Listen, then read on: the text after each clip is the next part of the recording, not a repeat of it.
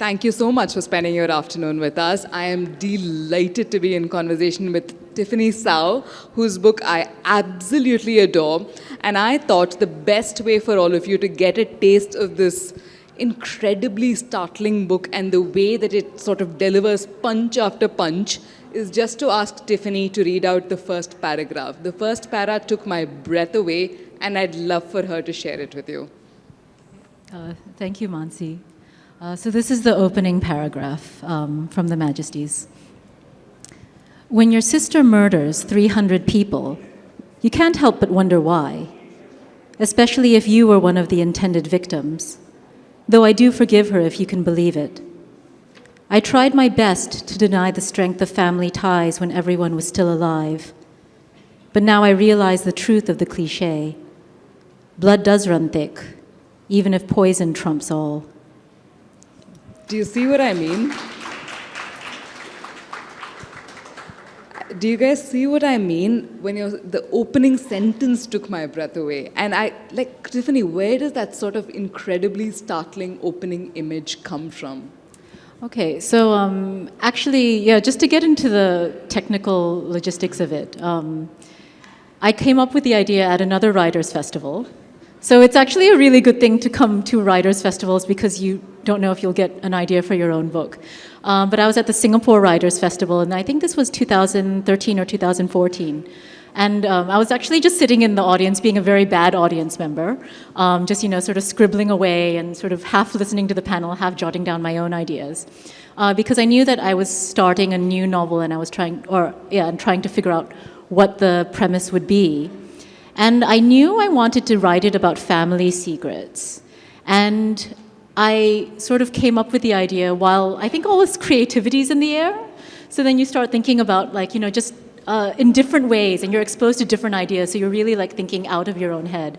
And I thought to myself, I really wanted to come up with a structure where basically, if it's about secrets, there continue to be secrets, and you continue to dig down and dig deep. So that's when I came up with this reverse chronological order idea for the novel. And I felt I wanted to start off with something very explosive and very awful, just so that people would want to know what the secrets were behind it. And so that's where that came up with. Maybe also because I was surrounded by so many people, I thought, mass poisoning, so... Well, aspiring writers in the audience, I hope you're paying attention. Your next book idea could strike you any moment now.